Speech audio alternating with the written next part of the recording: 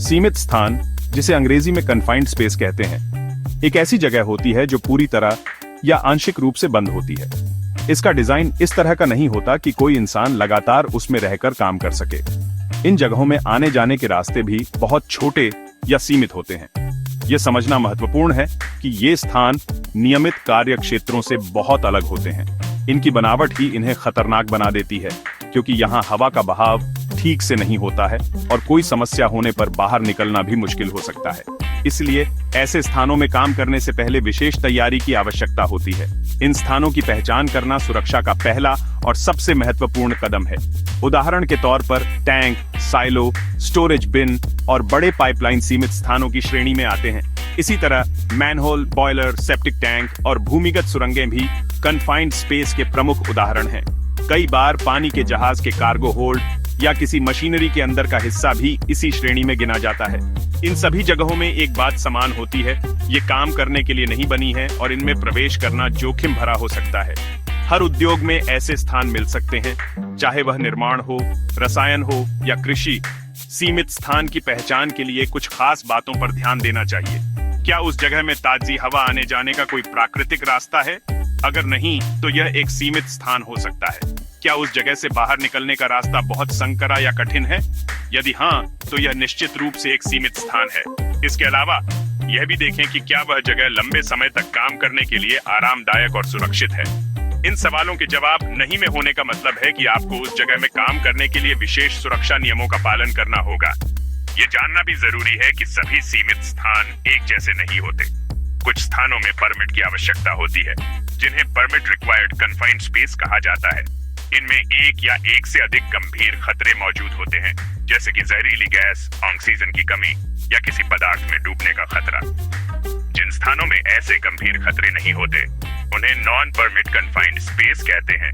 हालांकि किसी भी प्रकार के सीमित स्थान में प्रवेश करने से पहले हमेशा सावधानी बरतनी चाहिए, क्योंकि स्थितियां कभी भी बदल सकती हैं और एक सुरक्षित दिखने वाली जगह भी खतरनाक साबित हो सकती है। सीमित स्थानों में सबसे बड़ा और अदृश्य खतरा ऑक्सीजन की कमी है। हमारे शरीर को ठीक से काम करने के लिए हवा में लगभग 21% ऑक्सीजन की जरूरत होती है। यदि यह स्तर 19.5% से नीचे चला जाता है, तो इसे खतरनाक माना जाता है। ऐसा जंग लगने, सड़न या कुछ रासायनिक प्रक्रियाओं के कारण हो सकता है जो ऑक्सीजन का उपयोग करती हैं। इसका असर तुरंत होता है। व्यक्ति को चक्कर आना, भ्रम होना और सांस लेने में कठिनाई महसूस हो सकती है। गंभीर मामलों में ऑक्सीजन की कमी से कुछ ही मिनटों में बेहोशी या मृत्यु भी हो सकती है। इसलिए हवा की जांच करना अत्यंत आवश्यक है। दूसरा बड़ा खतरा जहरीली और ज्वलनशील गैसों का जमा होना है। बंद जगहों में हवा का बहाव न होने के कारण कार्बन मोनोऑक्साइड, हाइड्रोजन सल्फाइड या मीथेन जैसी गैसें खतरनाक स्तर तक जमा हो सकती हैं। कार्बन मोनोऑक्साइड एक रंगहीन, गंधहीन गैस है जो सीधे खून में मिलकर ऑक्सीजन को रोकती है। हाइड्रोजन सल्फाइड सड़े हुए अंडे जैसी गंध वाली गैस है जो तंत्रिका तंत्र को प्रभावित करती है। मीथेन जैसी ज्वलनशील गैसें ऑक्सीजन की उपस्थिति में एक छोटी सी चिंगारी से भी भयानक विस्फोट कर सकती है। इन गैसों का असर सिरदर्द से लेकर तत्काल मृत्यु तक हो सकता है। भौतिक खतरे भी उतने ही गंभीर होते हैं। सीमित स्थानों में तापमान बहुत ज्यादा या बहुत कम हो सकता है, जिससे हीट स्ट्रोक या हाइपोथर्मिया का खतरा बढ़ जाता है। अंदर रखी मशीनरी या उपकरण अचानक चालू हो सकते हैं, जिससे गंभीर चोट लग सकती है। इसके अलावा अंदर रखे अनाज, तरल या मिट्टी जैसी सामग्री में व्यक्ति के धंसने या डूबने का भी खतरा होता है, जिसे एंगल्फमेंट कहते हैं। खराब रोशनी के कारण फिसलने, गिरने या किसी चीज से टकराने का जोखिम भी हमेशा बना रहता है। ये खतरे दिखाई देते हैं, लेकिन अक्सर नजरअंदाज कर दिए जाते हैं। संचार में बाधा एक और महत्वपूर्ण खतरा है। सीमित स्थानों के अंदर से बाहर आवाज पहुंचाना बहुत मुश्किल होता है। मोटी दीवारों या धातु की संरचनाओं के कारण रेडियो सिग्नल भी ठीक से काम नहीं करते हैं। इसका मतलब है कि अगर अंदर काम करने वाले व्यक्ति को कोई समस्या होती है, तो वह मदद के लिए आसानी से किसी को बुला नहीं सकता। ये अकेलापन स्थिति को और भी खतरनाक बना देता है, क्योंकि बचाव दल को समय पर सूचना नहीं मिल पाती है। उचित संचार प्रणाली के बिना एक छोटी सी घटना भी एक बड़ी त्रासदी में बदल सकती है। सीमित स्थान में सुरक्षित रूप से काम करने के लिए एक व्यवस्थित योजना का पालन करना अनिवार्य है। सबसे पहला कदम काम शुरू करने से पहले उस स्थान का मूल्यांकन करना है। सभी संभावित खतरों की पहचान करें। हवा की गुणवत्ता की जांच करें, ऑक्सीजन का स्तर, जहरीली और ज्वलनशील गैसों की मात्रा मापें। यह सुनिश्चित करें कि अंदर कोई खतरनाक ऊर्जा स्रोत जैसे बिजली या दबाव तो नहीं है।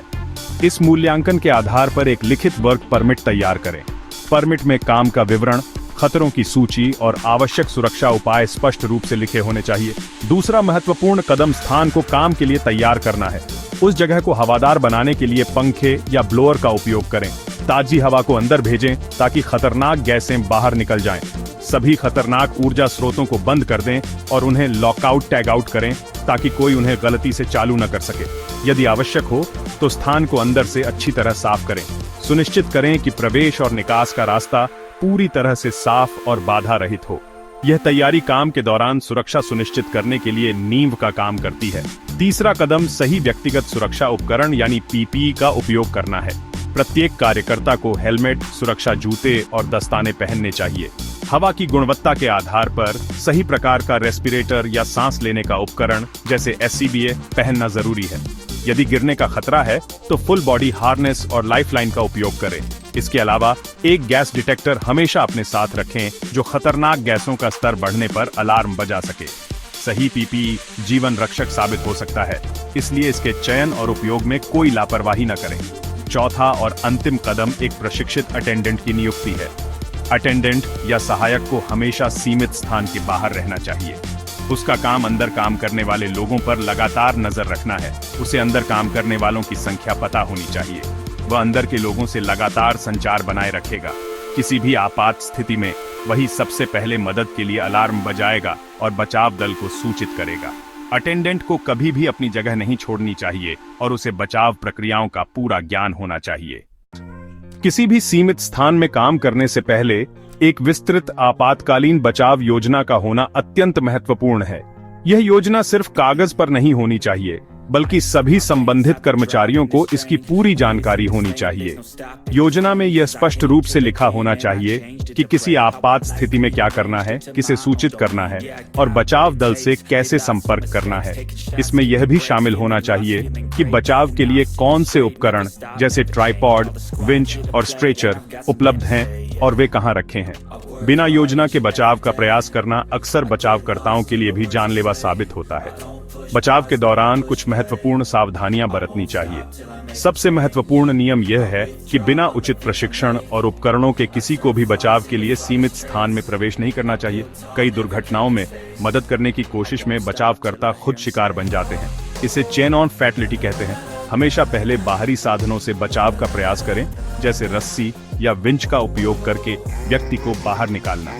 यदि प्रवेश करना ही पड़े तो केवल प्रशिक्षित बचाव दल ही सांस लेने के उपकरण यानी SCBA और अन्य सुरक्षा गियर के साथ अंदर जाएगा। बचाव योजना का नियमित रूप से अभ्यास करना भी उतना ही जरूरी है। सभी कर्मचारियों, विशेष रूप से अटेंडेंट और बचाव दल के सदस्यों को समय समय पर मॉक ड्रिल में भाग लेना चाहिए। इससे उन्हें अपनी भूमिकाओं और जिम्मेदारियों को समझने में मदद मिलती है।